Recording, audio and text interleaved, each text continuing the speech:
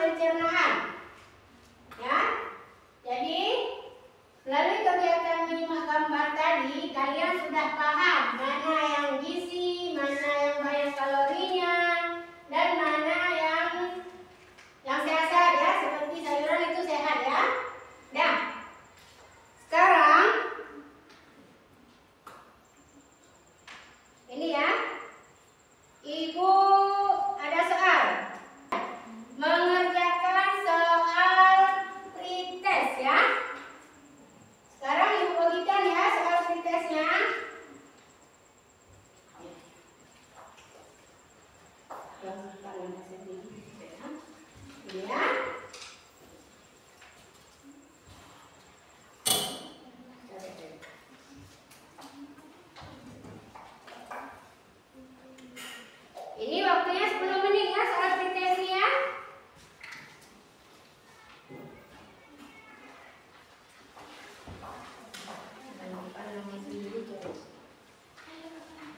Betul semua ya? Sudah. Terus Fitri Wahyuni. Sudah betul semua juga. Tisha Syifa. Sudah betul ya semua ya? Devi Mulyani. Sudah betul semua juga. Nah, kalian sudah paham ya? Sudah banyak yang betul. Terus Nisa Tahira. Terima kasih. Sudah ya? Jadi untuk video yang tadi kalian sudah paham ya? Sudah. Sudah tahu ya yang mana yang vitamin, yang mana yang bukan vitamin. Oke.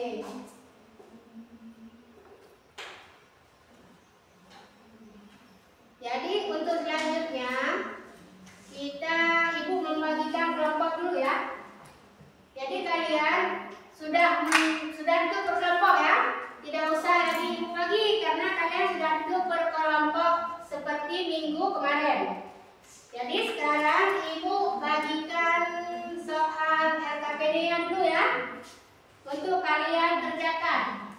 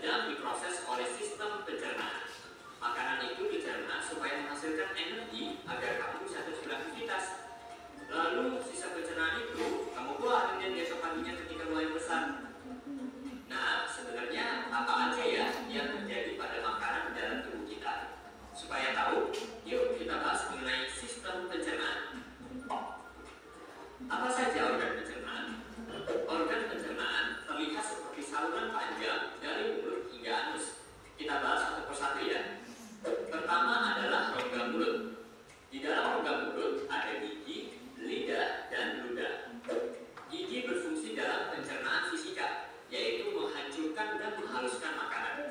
Gigi ada beberapa jenis, yaitu yang pertama gigi seri untuk memotong makanan, kedua gigi taring untuk merobek makanan, dan yang ketiga gigi geraham untuk menghilas dan mengunyah makanan. Lidah berfungsi untuk mengatur letak makanan dan membantu menelan makanan. Lidah juga berfungsi sebagai indera pengecap. Karena itu, kalian bisa membedakan rasa pedas, asam, asin, dan pahit dari makanan. Ludah atau saliva berfungsi untuk membasahi makanan. Ludah juga berperan dalam pencernaan kimiawi karena mengandung enzim phyalin. Nah, enzim phyalin ini akan mencerna karbohidrat menjadi gula. Gula ini kemudian akan menjadi sumber energi bagi tubuh. Kedua adalah kerongkongan. Kerongkongan atau esofagus merupakan saluran makanan yang menghubungkan mulut dengan lambung. Panjang kerongkongan sekitar 25 cm. Ketiga adalah lambung. Lambung berbentuk seperti kantong yang terletak di dalam rongga perut agak ke sebelah kiri, tepat di bawah sekat diafragma. Dinding lambung akan mengeluarkan getah lambung yang mengandung asam klorida dan enzim. Asam klorida berfungsi untuk mematikan mikroorganisme yang masuk bersama makanan. Lalu tadi disebutkan juga mengandung enzim-enzim. Nah, ada 3 enzim utama nih. Yang pertama, enzim kapsid berfungsi untuk memecah protein. Enzim ribase berfungsi untuk mencerna lemak, dan enzim renin berfungsi untuk mengendapkan protein susu atau kasein. Keempat adalah usus halus. Usus halus merupakan saluran pencernaan terpanjang, yaitu sekitar 3-5 meter. Usus halus terdiri dari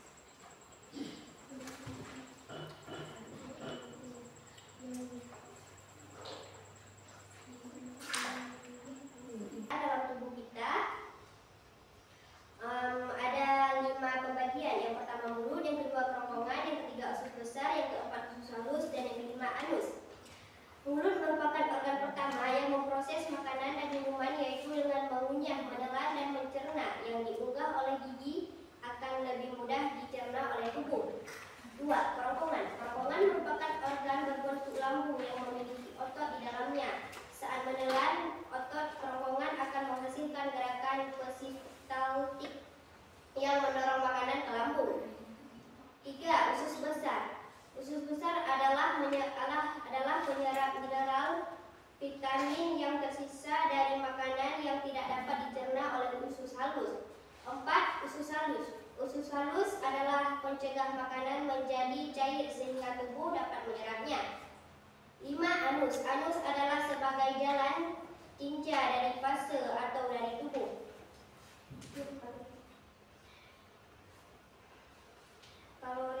Jumlah kalori dalam menu sarapan khas Indonesia. Ayo coba hitung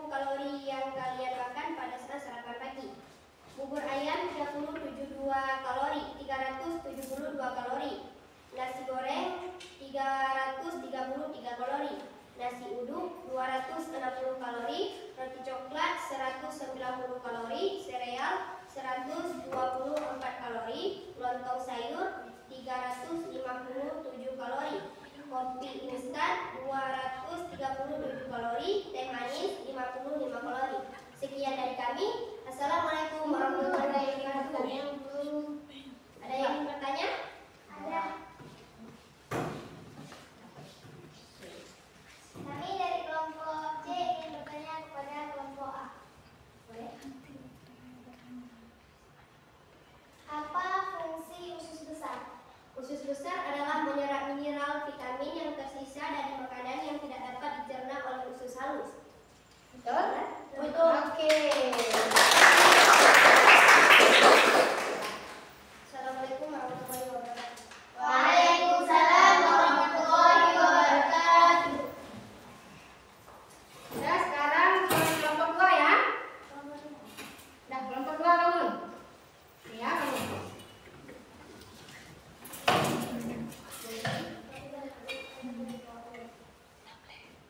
Assalamualaikum warahmatullahi wabarakatuh. Waalaikumsalam warahmatullahi wabarakatuh. Kami dari kelompok 2 ingin mempresentasikan hasil kerja kelompok kami.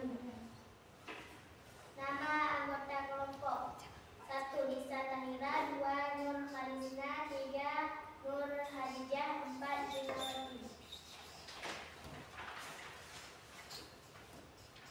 Soal nomor 1.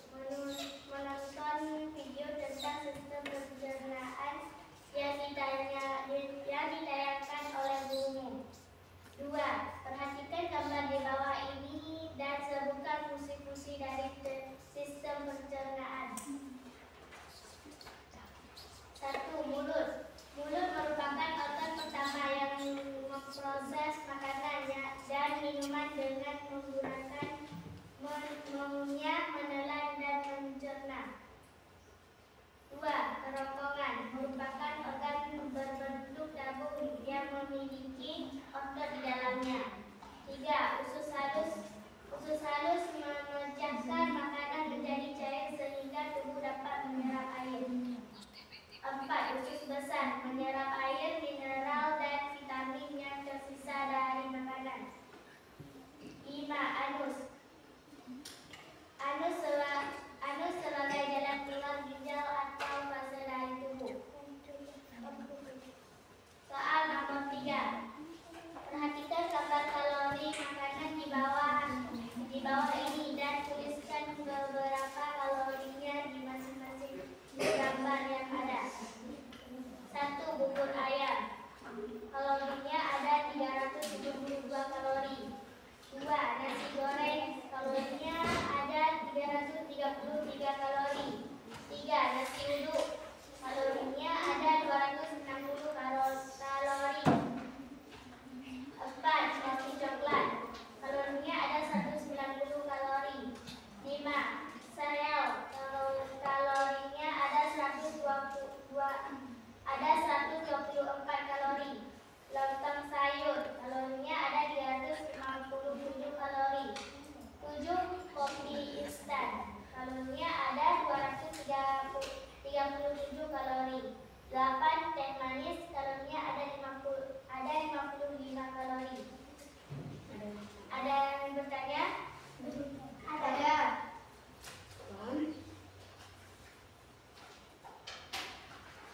Saya dari kelompok A ingin bertanya kepada kelompok B. Di kelompok kami, Assalamualaikum warahmatullahi wabarakatuh. Waalaikumsalam warahmatullahi wabarakatuh. Ya, sekarang ambil kelompok 3 ya.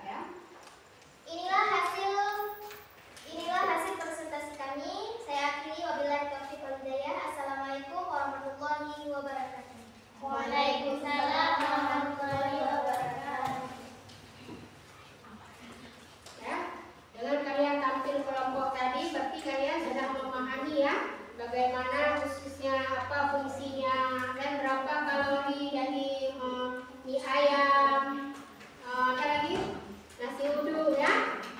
Jadi sekarang kita lanjutkan lagi.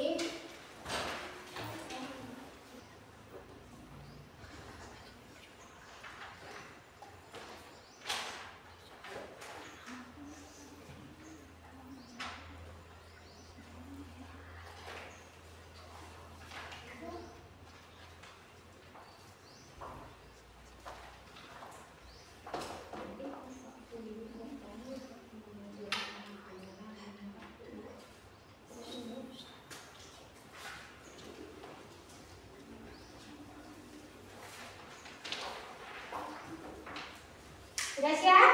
Siap. Oh ya. Ya.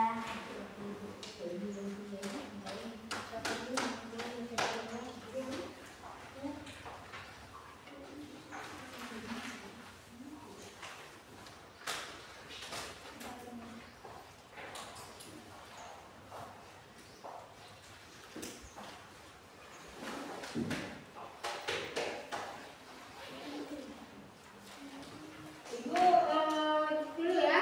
Kalian siapa sudah paham tentang materi ibu yang tadi?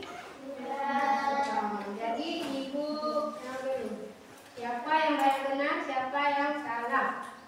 Wirda ya, Wirda Tahira. Benar semua ya. Terus punya Fitri Wahyuni juga benar.